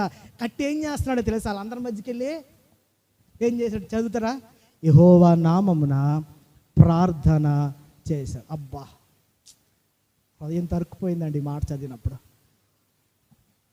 ప్రార్థన బలిపీఠం కట్టుకుంటున్నాడండి అబ్రహాం జీవితంలో. అబ్రహాముకి మొదటి బలిపీఠం మన ఆత్మీయ పాఠం ఏంటో తెలుసా, నీవు ఒక జీవితంలో దేవునికి కృతజ్ఞతాస్తుతి చెల్లించే ఓ బలిపీఠాన్ని ఎప్పుడు కట్టుకోవాలి. ఆ బలిపీఠం అది ఎప్పుడు దేవునికి కృతజ్ఞత చెల్లిస్తూ ఉన్నది. కష్టమైన నష్టమైన, ఏదో పాట ఉంటుంది కదా, కష్టములందు స్తుతింతు నష్టములందు స్తుతింతు, ఒక పాట ఉంటుంది మర్చిపోయాను, ఇష్టాదే కదా, సరే ఏదో పాత పాట. కష్టమందు నష్టమందు కూడా కృతజ్ఞతాస్తుతి ఓ బలిపీఠం కట్టాడు అబ్రహాం. ఇప్పుడు అబ్రహాము జీవితంలో రెండో బలిపీఠం ఏంటో తెలుసా? ప్రార్థనా బలిపీఠం కట్టుకున్నాడు. చాలా కష్టం తెలుసా? నేను ఇక్కడ చదివినప్పుడు నాకు అనిపించింది, యెహోవా నామమున అక్కడ ఒక బలిపీఠం కట్టాడు. ఇది చాలా ప్రాముఖ్యమైందండి. దీని తర్వాత అబ్రహాం జీవితంలో చాలా ట్రబుల్స్ వచ్చాయి. ఇందాక అన్న చెప్పాడు కదా, చాలా డిస్టర్బెన్సెస్ వచ్చాయి. వినండి, ఓ ప్రార్థనా బలిపీఠం ఉంటే ఏం జరుగుతుందో మీకు అర్థం కావాలి. హాయికి బేతేలికి మధ్య ఓ బలిపీఠం కట్టాడు అబ్రహాము. అర్థమవుతుంది కదా? ఓ బలిపీఠం కట్టాడు. నేను రాసుకున్నాను, ఇది ప్రార్థనా బలిపీఠం. ఆ ప్రార్థనా బలిపీఠం అబ్రహాము కట్టుకోవడం వలన అబ్రహాముకి ఏం జరిగింది తెలుసా? బలిపీఠం కట్టిన తరువాత అబ్రహాము ఇంకా ప్రయాణం చేయడం ప్రారంభించాడు. అక్కడ ప్రయాణం చేసి ఏం చేశాడో తెలుసా? దక్షిణ దిక్కు వైపు వెళ్ళిపోవడం ప్రారంభించాడు. అప్పుడు ఆ దేశంలో గొప్ప కరువు వచ్చేసింది. వినండి, అబ్రహాము చేసిన రెండవ పని, మంచి పని ఏంటో తెలుసా?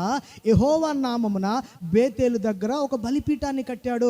నేను అంటాను, నీ జీవితంలో అబ్రహాము కట్టిన రెండవ బలిపీఠపు అనుభవం కూడా ఉండాలి. ఇదేంటో తెలుసా? ప్రార్థన బలిపీఠం అబ్రహాము కట్టుకున్నాడు. ఇక్కడికి వచ్చి ప్రార్థన చేసుకునేవాడు, బలిపీఠం దగ్గరకు వచ్చి దేవుని సన్నిధిలో మోకరించుకునేవాడు. నేను అందుకే మాటి మాటికి చెప్తున్నాను, ఒక వేదిక ఉంటే, ఓ బలిపీఠం ఉంటే, ఓ స్థలం ఉంటే, ఆ స్థలము దాకా వచ్చి ఈరోజు మనం ఆరాధన చేసుకోగలం. ఇంతకుముందు మనం అన్న వాళ్ళ ఇంట్లో ఆరాధన చేసుకునే వాళ్ళం. ఇప్పుడు ఎక్కడ చేసుకుంటున్నా? ఓ వేదికను ఏర్పాటు చేసుకున్నాం దేవుని కొరకు. ఓ వేదికను ఏర్పాటు చేసుకోవడం వల్ల అక్కడ రాశారు, ఈ స్థలమందు చేయబడు ప్రార్థన. ఏ స్థలమందో తెలుసా? దేవుని సంఘం అనే బలిపీఠం దగ్గరకు వచ్చినప్పుడు ఓ వేదిక తయారు చేసా. ఇప్పుడు అందరూ రావచ్చు, అందరూ ప్రార్థన చేసుకోవచ్చు, అందరూ బలి అర్పించుకోవచ్చు. ఇక్కడ అబ్రహాము కూడా తన జీవితంలో ఒక వేదిక ఏర్పాటు చేశాడు. అదేంటో తెలుసా? ప్రార్థన చేసుకోవటానికి ఓ బలిపీఠాన్ని అబ్రహాం కట్టాడు. నేను ఇక్కడ ఓ మాట అనుకున్నాను, నిజమే, అబ్రహాము జీవితంలో చాలా ప్రాముఖ్యమైన మాట. ప్రార్థన బలిపీఠం కట్టడం వల్ల అబ్రహాముకు వచ్చిన ప్రయోజనం. ఎలాంటి పరిస్థితుల్లో అబ్రహాము ప్రార్థనా జీవితాన్ని కలిగి ఉన్నాడో తెలుసా? అబ్రహాం ఆ దినాల్లో కరువు వచ్చేసింది. అబ్రహాం బలిపీఠం కట్టాడు, కరువు వచ్చింది. మనం అయితే అంతే, నిజమే, అంతేకంటే మాట లేదు అసలు. అంతే, ఇలా బలిపీఠం కట్టాడు. మనం అనుకుంటాం, నేను కనానీయుల మధ్య బలిపీఠం కట్టాను, నేను బేతేలు వాళ్ళ మధ్య బలిపీఠం కట్టాను, మామూలు ఇలా కాళ్ళు రగరేసేస్తాం మనమైతే. అబ్రహాము జీవితం అద్భుతం అండి. ఓ బలిపీఠాన్ని కట్టేశాడు. అప్పుడే షెకెములో కట్టాడు, అప్పుడే బేతేలు దగ్గర కట్టాడు. కట్టిన వెంటనే ఒక గొప్ప ఉప్పెన లాంటి శ్రమ వచ్చింది. ఏడో తెలుసా? ఏడొచ్చింది? కరువు. ఆ కరువు పేరు కూడా భారమైన కరువు. అంటే తినడానికి తిండే కష్టం, అక్కడ ఉందామన్నా అవ్వదు, నీరు లేదు, వర్షము లేదు, కరువు. అయ్యో మొరపెడుతున్నారు. ఈయన చూస్తే ఒక్కడైతే ఏదోలాగా ఆకలితోనే ఏదో మొత్తానికి ఉపవాసం ప్రకటించుద్దు దేవునికి, ఈ విధంగానే దేవుడు మాట్లాడతాడు అని అనుకునేమే. కాదు, అబ్రహాం ఒక్కడికే విశ్వాసం ఉంది. అక్కడ ఆ శారం ఒక్కడికే విశ్వాసం ఉంది. లోతు లాంటి విశ్వాసం చాలామంది అక్కడ ఉంటారు. మరి ఎందుకు ఉండరు? అబ్రహాం తినేస్తారు. ఇప్పుడు నా ఉద్దేశం ఏంటి అంటే, అబ్రహాము ఎంత విశ్వాసం అంటే, ఎంత మంచోడు అంటే, గొప్ప కరువు వస్తుందండి అబ్రహాం జీవితంలో. నీ జీవితంలో ఎప్పుడైనా ఇలాంటివి జరిగాయి అనుకో, పక్క వాళ్ళు అంటారు, అసలు నువ్వు యేసు ప్రభు నమ్ముకోవడం వల్లే నీకు వచ్చాయే, అలాగే అంటారు కదా. ఎంత దౌర్భాగ్యం అంటే, చాలామంది ఫస్ట్ చెప్పే మాట, ఇరుగోలు పొరుగోలు వాళ్ళమ్మే, నువ్వు యేసు ప్రభు నమ్ముకోవడం వల్లే వచ్చాయి. ఆ ఆడవాళ్ళు ఉన్నారంటే మరీను మనం కాదులేండి, ఇదే ఫస్ట్ డైలాగ్ ఇందుకే వచ్చాయి నీకు అన్న. అసలు నువ్వు ఇంతకుముందే బాగుండోడురా, ఇప్పుడే ఇంతకుముందే బాగుండోడురా. అక్కడ బోల్డ్ ఆస్తి సంపాదించాడు అన్న, బాగా గుర్తు చేశారు. ఎక్కడ? హారాన్లో బోల్డ్ ఆస్తి సంపాదించావు, హాయిగా ఉండేది. 70 సంవత్సరాల ముందు ఒకసారి వెనక్కి వెళ్ళి చూడు, ఎలాగుండడు నువ్వు, నీ హోదా ఏంటి, నీ బ్రతికేటి, నువ్వు నడుస్తుంటే నీ వెనకతలు 10 మంది నడిచేవారు, నీ మామూలుడో కాదు. ఇప్పుడు చూస్తే నీ వెనకతలు వెళ్ళిపోయారు, దుర్మార్గులంతా పోయారు. మరి ఒక్కడే ఉన్నాడు అబ్రహాం. పోరా, ఉండరు. దేవుడిని నమ్ముకుని నీ వెనకతలు ఎవరు ఉండరు. ఎవడు ఉండడు. ఎందుకు ఉండడు? నువ్వు అగ్ని. మా అమ్మ దగ్గరికి, మా అమ్మ రోజు బజార్లో వెళ్ళిపోతుంది, మా అమ్మ దగ్గరికి ఒక వీధిలో నడిచి వెళ్ళిపోతుంటే ఒక ఆయన్ని పిలిచాడు, ఏమమ్మా కోడలా ఆగు అన్నాడు. మా అమ్మ ఆడిని చూడగానే భయపడింది, ఎందుకంటే ఆడికి సిల్లింగ్ ఉంది. ఆడిని చూడగానే నాకు చిన్నప్పుడు అనేది, ఒరే నువ్వు ఎప్పుడు ఆ వీధిలో వెళ్ళినాడు కళ్ళులో పెట్టి కళ్ళు చూడకరా అనేది, ఏమంటే కళ్ళుతోటి సిల్లింగ్ ఎట్టేస్తాడు అనేది. నాకు ఇంకా భయం వేసింది. ఆ వీధిలో వెళ్ళినప్పుడల్లా ఇలా చూశానంటే వాడు మంచం దగ్గర ఉంటే నేను వెళ్ళాను కాదు. ఇలాగే మా అమ్మ ఒకరోజు వీధిలో వెళ్తుంటే కోడల పిల్ల ఆగు అన్నాడు. ఆగంటే ఏమంటే ఏం మాయగారు అంటే, ఆమె నీకు సిల్లింగ్ ఎట్టాలని ప్రయత్నం చేస్తాను చాలా రోజులు బట్టి, ఇప్పుడుకొచ్చి నీకు సిల్లింగ్ ఎట్టలేకపోతాను, ఎడుతుంటే అగ్గిలా తగిలేస్తుంది అంటాడు నాకు. ఇలాగే అన్నాడండి, నిజంగా చెప్తున్నాను. ఇంతమందికి ఊర్లోని సిల్లింగ్ ఎట్టాను కానీ నీకు ఎట్లా పోతాను అంటాడు. నా దేవుడు అగ్గినయ్యా అని మా అమ్మ. నీకు అర్థమవుతుందా ఎందుకు ఈ మాట చెప్తున్నానంటే, ఇన్ని కష్టాలు ఇన్ని బాధల్లో ఇన్ని శ్రమల్లో అబ్రహాం ఒక బలిపీఠం కట్టిన తర్వాత ఉప్పెన లాంటి శ్రమ అబ్రహాం జీవితంలో వచ్చింది. అవసరమైతే ఆ దినంలో తన భార్యను కోల్పోయే ప్రమాదం కూడా అబ్రహాంకి ఎదురైంది. చాలా విచారకరమైన పరిస్థితి. ఇలాంటి పరిస్థితుల్లో దేవుడు అతన్ని తప్పించిన తర్వాత ఇక్కడ 13వ అధ్యాయానికి వచ్చాడండి అబ్రహాం. నేను ఈ మాట చెప్పేసి ముగించేస్తాను, తర్వాత ఇంకొక పాఠం చెప్తాను. 13వ అధ్యాయంకి వచ్చేసరికి అబ్రహాము తనకు కలిగిన సమస్తమును తన భార్యను తనతో కూడా ఉన్న లోతును వెంటబట్టుకుని ఐగుప్తులో నెగెబు అనే ప్రాంతానికి వచ్చాడు. అయితే ఏమేనండి, అబ్రహాము ఎలాంటి పరిస్థితుల్లో ప్రార్థనా జీవితం కలిగి ఉన్నాడో నేను చెప్తున్నాను. అబ్రహాము ఇక్కడ షెకెంలో బలిపీఠం కట్టిన వెంటనే ఇంకో బలిపీఠం కట్టాడు. కరువు వచ్చింది అబ్రహాం జీవితంలో. అబ్రహాం జీవితంలో కరువు వచ్చినప్పుడు ఐగుప్తు వెళ్ళిపోయాడు. ఐగుప్తులో ఒక గొప్ప ప్రమాదం నుంచి దేవుడు తప్పించాడు. తిరిగి అబ్రహాము రిటర్న్ అవుతున్నాడు. రిటర్న్ అయ్యే టైంలో అబ్రహాము ఎంచుకున్న స్థలం చూడండి. అబ్రహాముకి అలా నెగెబు ప్రాంతానికి వచ్చాడు. అబ్రహాం ఇప్పుడు ఎలాగున్నాడు తెలుసా? ఇంతకు ముందులాగా అబ్రహాం లేడు. ఇప్పుడు అబ్రహాం ఎలాగున్నాడు చదవండి. అబ్బా ఈ మాట చదివాను, ఇంకా అబ్రహాంకి ప్రార్థన ఎందుకు? ఇక్కడ అబ్రహాం గురించి మీరు ఆలోచించండి. అబ్రహాముకి వెండి ఉంది, బంగారం ఉంది. నాకు 4 నోట్లు ఉంటేనే నేను ఇలాగ చూపిస్తాను. వెళ్ళి 4 నోట్లు ఉంటేనే ఇలాగ. ఇప్పుడు అబ్రహాంకు ఉన్నది మామూలుది కాదండి, వెండి బంగారం. మరి ఎంత ఉందో ఏనండి. బహుధనవంతుడు అంటే కౌంట్ చేయలేదు దేవుడు కూడా. ఎంత అంటే నా ఆస్తి 100 కోట్లు అని ఇప్పుడు కౌంట్ అయిపోతుంది. ఈ బిలీనియర్ ఇంత, ఈ మిలీనియర్ ఇంత అని కౌంట్ అయిపోతుంది. మన దేశంతో ఒక ఆస్తి ఇన్ని కోట్లు, ఇంత, ఇన్ని మిలియన్, ట్రిలియన్ అనేది ఉంటుంది కదా, ఇవన్నీ అనుకుంటున్నారు. కానీ అబ్రహాము బహుధనవంతుడు. అబ్రహాముకి వెండి ఉంది, అబ్రహాముకి బంగారం ఉంది. నాకు వెండి బంగారం ఉంటే ఇంటి మీద కూర్చొని రండిరా, నన్ను మించినోడు లేడురా, నా ఓటివాడు లేడురా, నాకు వెండి ఉంది, మీ కూడా ఉందా, బంగారం ఉందా, మెడ నిండా ఒకడేసాడు, కాలుకేసాడు, చేతులకి ఒళ్ళల్లా బంగారమే. చచ్చిపోయిన తర్వాత శవంలో పెట్టారు దుబాయ్ సేట్ని. ఏట్రా అంటే ఒళ్ళల్లా బంగారం అడిగి పెట్టారు.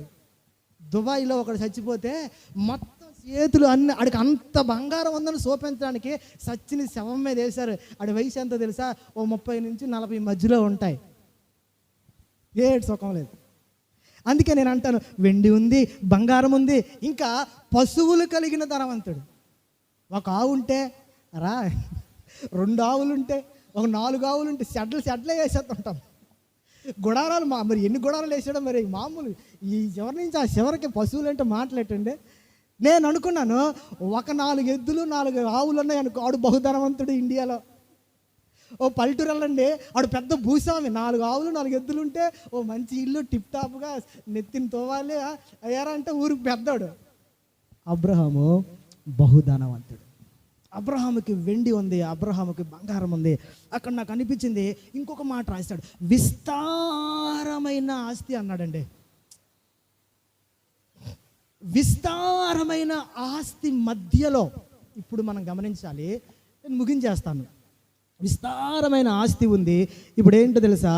అతడు ప్రయాణము చేయొచ్చు బేతేలు వరకు, అనగా బేతేలుకు హాయికిని మధ్య తన గుడారము మొదట ఉండిన స్థలమునకు వెళ్తున్నాడు. నేను ఎందుకు ఈ మాట చెప్పాను సార్? ఓ వేదిక చేసిన పని అండి అది. ఓ స్థలాన్ని నిర్మించుకున్నాడు తన జీవితంలో. బేతేలు దగ్గర ఒక బలిపీఠాన్ని కట్టుకున్నాడు. ఇన్ని శ్రమల మధ్య, ఇన్ని ఆశీర్వాదాల మధ్య ఇప్పుడు అబ్రహాముకి అవేవి సంతోషాన్ని ఇవ్వలేదు తెలుసా మీకు? అబ్రహాముకి వెండి, బంగారము, పశువులు అవేవి కూడా, విస్తారమైన ఆస్తి కూడా అబ్రహాము జీవితాన్ని సంతోష పెట్టలేదు. కానీ అబ్రహాం ఎక్కడికి వస్తున్నాడో తెలుసా?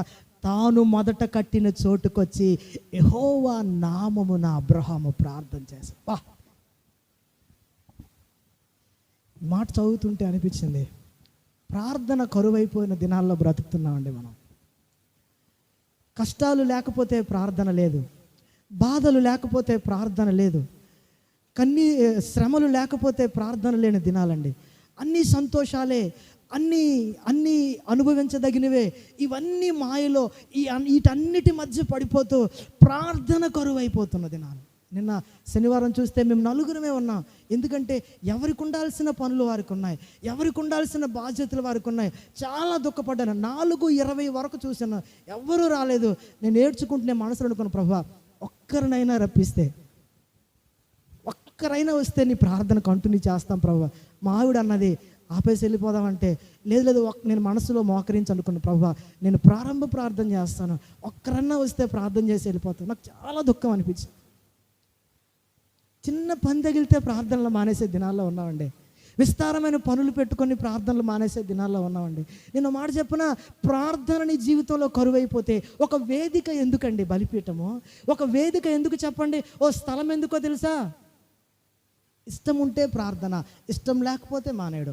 సంతోషం ఉంటే ప్రార్థన, దుఃఖం ఉంటే మానేయడు. అది కాదు కదా ప్రార్థన యొక్క ముఖ్య ఉద్దేశం.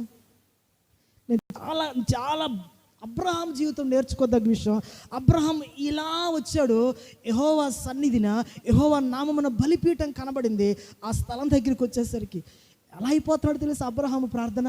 ఈరోజు గొప్పలు చెప్తారు ప్రార్థనకి, అన్నా ప్రార్థన చేసేయాలన్నా, అన్న ప్రార్థన మీటింగ్లు పెట్టేయాలన్నా, అన్న అది చేసేయాలన్నా, ఇది కాదండి, మాటలు కాదు ప్రార్థన అంటే తెలుసా. అబ్రహాము మోకరిస్తే ఎలాగైపోతుంది తెలుసా? ప్రార్థన అబ్రహాము ఎంత హెచ్చించింది తెలుసా? అబ్రహాము ఇక్కడ ప్రారంభించాడు తన జీవితాన్ని, ఆ తరువాత తన లైఫే వేరుగా ఉంది అబ్రహాం జీవితంలో. ఓ బలిపీఠం కట్టగలవా? ప్రార్థన బలిపీఠం. నేను ఇక్కడ రాశాను, దేవుని బలిపీఠం దగ్గరకు వచ్చేసరికి అబ్రహాము కంప్లీట్ చేంజ్ అయిపోతున్నాడు. కంప్లీట్ ప్రార్థన దగ్గరికి వచ్చాడు. ఇదిగో బలిపీఠం చూశాడు, మోకరించాడు, దేవుణ్ణి అడుగుతున్నాడు, ప్రభువా ఆ బలిపీఠమే లేకపోతే, ఈరోజు యేసుక్రీస్తు అని బలిపీఠం మీకు లేకపోతే నీ ప్రార్థన చేరుతుందా? మనకొక బలిపీఠం ఉన్నదని ఎందుకు అన్నాడు దేవుడు? మనకొక బలిపీఠం ఉన్నదని ఊరికే చెప్పలేదు కదా దేవుడు. ఆ బలిపీఠం అనే దేవుడు నీకు లేకపోతే యేసు నామము ఎక్కడుంటుందండి? యెహోవా నామమున ఒక బలిపీఠం అని ఎందుకు అన్నాడు? యేసు నామమున అడుగుచున్న, ఎంత ధైర్యం అండి యేసు నామమును అడగడానికి. ఎందుకో తెలుసా? ఆయన అంటాడు, ఇదిగో నీకు ఒక బలిపీఠం ఉన్నది, ఆ బలిపీఠం అడ్రస్ వేసే. ఆ యేసుక్రీస్తు ప్రభువారు లేకపోతే నీ జీవితంలో ప్రార్థన ఉచ్చారణ వస్తుందా? ప్రార్థనకు చాలా ప్రాముఖ్యత ఉంది. ఉదయకాలం నాకు నిద్ర పట్టట్లే, 4:30కు తెలివచ్చింది, నా ఆత్మ నన్ను ప్రేరేపిస్తుంది, ఇల్లు ప్రార్థన చేసుకో, ప్రభువా చాలా బలహీనంగా ఉంది, ఇల్లు ప్రార్థన చేసుకుంటే ఎల్లలేక వెళ్ళిపోతుంటే, ఒక్కసారి గదిలోకి వెళ్ళి ఒక్కసారి దేవుని వైపు చేతులు ఎత్తితే కంప్లీట్ మళ్ళీ కూడా ఆ ప్రార్థన ఆత్మ అలాగే మన మీద పనిచేస్తూ ఉంటుంది. ఈ రాత్రి వరకు నీకు ఆ ఆత్మ అలాగే పనిచేస్తూ ఉంటుంది. నీ ముగింపు వరకు అలాగే దేవుడు నీతో ఉంటాడు. అబ్రహాము ప్రార్థనా జీవితం ఎలాంటి తెలుసా? అబ్రహాము 18వ అధ్యాయంలో వచ్చాడు. సొదొమ గొమొర్రా పట్టణం నాశనం అయిపోతుంటే దేవుని దగ్గరకు వచ్చినప్పుడు ప్రార్థన ప్రగల్భాలతో కూడింది కాకూడదు. ప్రార్థన ప్రగల్భాలతో కూడింది కాకూడదు. నేను వాక్యం తెలుసు కదా అనే వాక్యంలో ఉన్న ప్రగల్భాలతో కూడింది కాకూడదు. అబ్రహాం జీవితంలో ప్రార్థన నేను చదువుతూ ఉంటే నా గుండె తరుక్కుపోయింది. అబ్రహాము ప్రార్థన, అరే ఈరోజు ప్రార్థన విస్తారంగా కనబడుతుంది కానీ వినయముతో ప్రార్థన కనబడట్లేదు. ప్రార్థన విస్తారంగా కనబడుతుంది కానీ ప్రార్థన వినయంతో కనబడట్లేదు. అబ్రహాం ఎలాగైపోయాడో తెలుసా? అబ్రహాం ప్రార్థన వచ్చేసరికి 18వ అధ్యాయంలో అబ్రహాం అంటాడు, 27వ వచనంలో ఏమంటాడు తెలుసా? అబ్రహాం అంటాడు, ఇదిగో ధూళి బూడిద నేను అంటున్నాడు. అబ్రహాము ధూళ? అబ్రహాము బూడిద? అబ్రహాము బహుధనవంతుడండి. అబ్రహాము మామూలోడు కాదండి. అబ్రహాము దేవునికి ఇష్టమైన వాడు. అబ్రహాం అంటాడు, ప్రభు సన్నిధిలో ఎవరి కోసం ప్రార్థన చేస్తున్నాడో తెలుసా? ఓ దేశం నాశనం అయిపోతుందని ప్రార్థన చేస్తున్నాడు.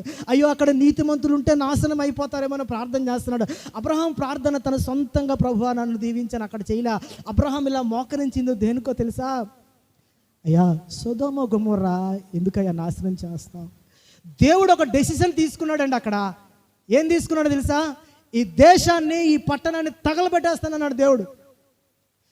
తగలబెట్టేస్తానంట. పోలే తగలబెట్టిన ఈడికి నాకు మొన్న గొడవైంది, ఆడు పోతే నాకెట్లే అనుకోలే అబ్రహాం. చాలా గొడవ పడి వెళ్ళాడు లోతు అక్కడి నుంచి. వాళ్ళ కాపుర్లు వీళ్ళ కాపుర్లు గొడవ పడుకుంటే ఆస్తి పట్టుకొని వెళ్ళిపోయాడు. వీళ్ళ దగ్గర సంపాదించిందే, ఇతనితో కలిసి ఉన్నప్పుడు ఆస్తే పట్టుకొని సొదొమ వెళ్ళిపోతే, గొమొర్రా వెళ్ళిపోతే ఆ దేశాన్ని నాశనం చేసేస్తాను, ఆ పట్టణాన్ని తగలబెడేస్తాను మొత్తం అనుకుంటే అబ్రహాం ఎక్కడికి వెళ్తున్నాడు తెలుసా? ఓ బలిపీఠం ఉంది అబ్రహాంకి. ఆ బలిపీఠం దగ్గరికి వెళ్ళి అంటాడు, ఏమంటున్నాడో తెలుసా? నేను ధూళిని ప్రభువా, నేను బూడిదను. ఎందుకు ఈ మాట అన్నాడు చెప్పండి? మీరు గమనించుకోండి. దేవుని సన్నిధిలో బలిపీఠం దగ్గరకు వచ్చేటప్పటికి నువ్వు కాలి బూడిద అవ్వకపోతే నీ ప్రార్థన దేవుడు అంగీకరించడు. నీవు కాలి బూడిద అవ్వకపోతే నీ ప్రార్థన దేవుడు అంగీకరించడు.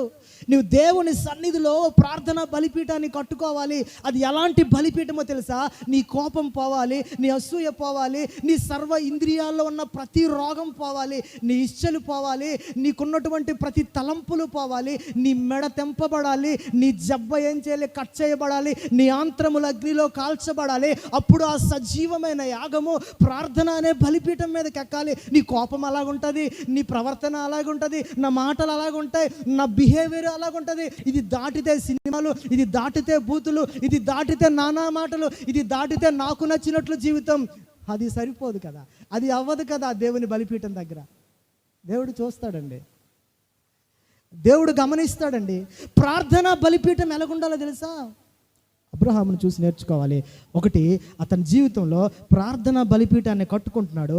ఆ ప్రార్థన బలిపీఠం దగ్గరకు వచ్చేసరికి తన ప్రవర్తనలో తను అనుకుంటున్నాడు, నేను ఏపాటి వాడిని ప్రభువా, నేను ధూళి. మీరు ఎప్పుడైనా బూడిదని ఎలాగా ఓపెన్ చేయండి, అందులో ఏమైనా ఉంటుందా? ఇంతకుముందు అక్కడ దుమ్ములు ఉండేవి, పశువు తాలూకా చర్మం ఉండేది, మాంసం కనిపించిందా? పశువు తాలూకా పొగరు ఉండేది కనిపించిందా? లేదు. దుమ్ము అయిపోవాలి, బూడిద అయిపోవాలి. నేను నా మనసులో అనుకున్నాను, దేవా నీ సన్నిధికి వస్తున్నాను, నా మనస్సు ఎలా ఉండాలి? దేవునికి ఏ బలి కావాలి? నువ్వే సజీవమైనటువంటి బలియాగమని దేవుడు చెప్పలేదా? నీవే కదా దేవునికి ఇష్టమైనటువంటి బలి కదా, దేవునికి సజీవమైన యాగము మనమే కదా ఈరోజు సమర్పించుకోవాలి. అందుకే నేను ఇక్కడ రాసుకున్న మాట, నా దేవునికి విరిగి నలిగిన హృదయం కావాలి. ఏం కావాలట? విరిగి నలిగిన హృదయం కావాలి. నా మనస్సు అనిపిస్తూ ఉంది, చాలా విషయాల్లో ఈ మనస్సు విరిగిపోదండి. ఎప్పుడో గుర్తొస్తుంటాయి పాత సంగతులన్నీ. మనస్సు విరిగిపోవాలి, అది నలిగిపోవాలి. నలిగిపోయిన దాంట్లో మీరు ఏదైనా చూస్తారా? ఏం కనిపించదు. ఇంతకుముందు ఫ్రెష్గా ఉండేది, ఇప్పుడు అది బాగా నలపబడింది. దేవుడు యేసుక్రీస్తు ప్రభువారు తన ప్రార్థనా జీవితం ద్వారా బాగా నలపబడ్డాడు. నేను ఒకటి మాట చెప్పగలను, నా ముగింపులో మీకు చెప్పాల్సింది ఒకటే, నీ మనస్సు విరగాలి, నీవు బూడిద అవ్వాలి, నీవు కాలిపోవాలి ప్రభు సన్నిధిలో.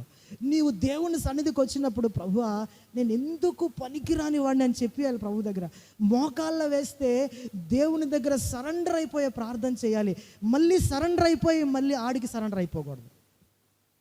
దేవునికి ఇక్కడ సరెండర్ అయిపోయి దుష్టునికి మళ్ళీ సరెండర్ అయిపోకూడదు. ఇక్కడ కోపం చంపేశావు కదా, ఇప్పుడు చచ్చిపోయింది మళ్ళీ బ్రతకకూడదు. చచ్చిపోయింది, కాలిపోయింది, మళ్ళీ దాంట్లో జీవము, కాలిపోయిన దాంట్లో జీవం ఉంటుందా? నెవర్. అది ఎప్పటికీ ఉండదు. మరి కాలిపోయిన దాంట్లో జీవము లేకపోతే మరలా పాపానికి జీవం వస్తుందేంటి? మరలా ఇగో ఆ యొక్క కోపానికి జీవం ఎందుకు వస్తుంది అంటే, కాలలేదు, మనస్సు విరగలేదు, అది బూడిద కాలేదు అనేది కదా దాని అర్థం. నన్ను చాలామంది బాధించారు తెలుసా, నన్ను చాలామంది దుఃఖపెట్టారు తెలుసా. నేను ఏ రోజు ఎవరిని కూడా పల్లెత్తి మాట అనకపోవటానికి అబ్రహామే నాకు మాదిరి. ఒకవేళ ఎవరైనా అననివి అన్నారు అని చెప్పుకున్నా నేను బాధపడను. ఎందుకో తెలుసా? నా దేవుడు నాకు జడ్జిమెంట్ చేసేవాడు. నాకు తెలుసు నా ఆయుష్ చాలా తక్కువ అని నాకు తెలుసు. ఎందుకో తెలుసా? నాకున్న ఆయుష్లో ప్రభువు సన్నిధిలో ఇష్టమైనట్లు బ్రతకాలి, దేవునికి ఇష్టమైనట్లు బ్రతకాలి. మనుషులకు ఒకవేళ నచ్చకపోవచ్చు నువ్వు, కానీ ప్రభువుకి నచ్చుతావు కదా. నేను అనే మాట ఏంటో తెలుసా మీకు? ప్రార్థన బలిపీఠం ఉందా? ఒకవేళ బలిపీఠం ఉంటే అది ఎలాగుండాలి తెలుసా? సొంకరిలాగా ఉండాలి. పరిసయుడిలాగా, ప్రభువా నేను దశంభాగాలు ఇస్తున్నాను ప్రభువా నేను 2 రోజులు ఉపవాసం ప్రభువా, ఉపవాసమే. నేను పుదీనా నాకుంది ప్రభువా, జీలకర్రలు ఇచ్చాను ప్రభువా. నిజమే, దేవుడు అట్లా అంగీకరించాడు. దేవుడు అడుగుతాడు కదా, మరి అన్నీ ఇచ్చావు కానీ నీ మనసు నాకు ఇవ్వలేదురా అని అడుగుతాడు. సమాధానం ఏంటి చెప్తావు? ఇప్పుడు నేను అన్నీ ఇచ్చాను, మనసు ఇవ్వకపోతే ఏదో పాట పాడతా, విరిగిన మనసే నీకిష్టమైన, విరిగిన మనసే నీకిష్టమైన బలి ప్రభువా. నీ మాట చదివినప్పుడు నేను నేర్చుకుంటున్నానండి, మీరు కూడా నేర్చుకోండి, నేను ముగించేస్తాను. కాబట్టి విరిగిన మనస్సు కలిగిన ఓ బలి ద్రవ్యాన్ని నీవు దేవునికి సమర్పించాలి. దేవునికి ఇంపైన సువాసన ఏంటి? ఇప్పుడు బలిపీఠం కట్టారండి, బలిపీఠం మీద నీవు హోమం అర్పించాలండి, బలి ద్రవ్యం అర్పించాలండి.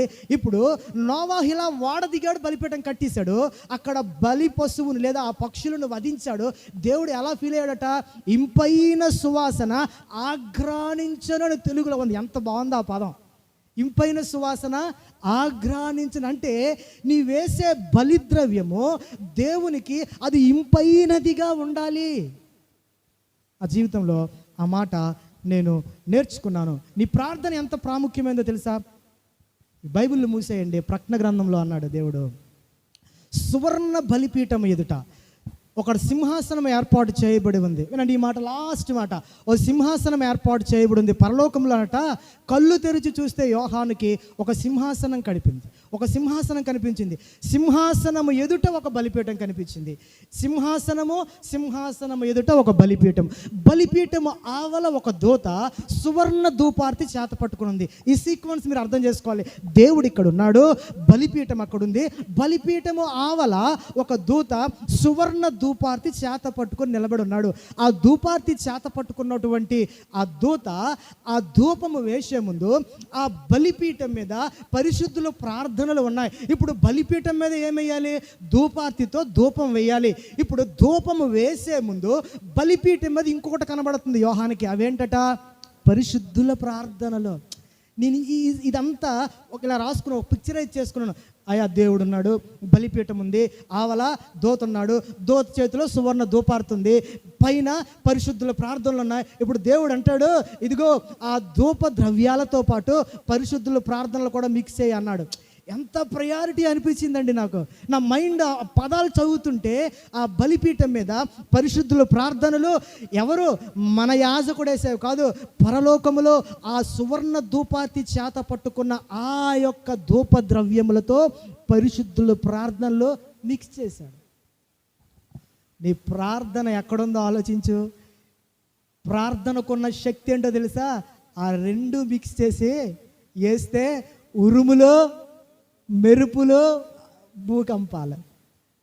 ప్రార్థన పవర్ ఏంటో తెలుసా? ప్రార్థన, పరిశుద్ధుల ప్రార్థన పరలోక బలిపీఠం మీద కనబడుతుంది. నేను ఒకటి చెప్పగలను. ఒక దైవజనుడి యొక్క సీక్రెట్ ప్రార్థన, ఓ విశ్వాసి యొక్క సీక్రెట్ ప్రార్థన. ఇప్పుడు యెహోషువ ఏం చేశాడో తెలుసా? ఓ బలిపీఠాన్ని కట్టాడు, బలి అర్పిస్తూ ఉన్నాడు, దహన బలులు అర్పిస్తూ ఉన్నాడు. నా జీవితంలో నేర్చుకున్న ఒకటే పాఠం, దేవుని మందిరంలో రెండు నీ జీవితాల్లో బలిపీఠాలు ఉండాలి. కృతజ్ఞతా స్తుతి అనే ఒక బలిపీఠం ఉండాలి. అనుకూలమైన సమయంలో బలిపీఠం కట్టడం కాదు, అనుకూల సమయంలో ప్రభువానికి వందనాలని కాదు, అననుకూలం నాకు ఒకవేళ ఏర్పడిన కనానీయులు లాంటి దుర్మార్గుల మధ్య ఒక స్తుతి అర్పించగలిగితే. బేతేలుకి వెళ్ళాడు, అక్కడ కూడా అంత పరిస్థితులు ఏమీ లేవు, కానీ యెహోవా నామమున ఒక ప్రార్థన బలిపీఠం కట్టాడు. ఆ తరువాత ఎన్ని సమస్యలు వచ్చినా తీరా వచ్చేసరికి ఆ బలిపీఠం కనబడుతుంది, అక్కడ మోకరించాడు, ప్రార్థన చేసుకుంటున్నాడు. ఇప్పుడు సంతోషంగా ఇంటికి వెళ్తున్నాడు.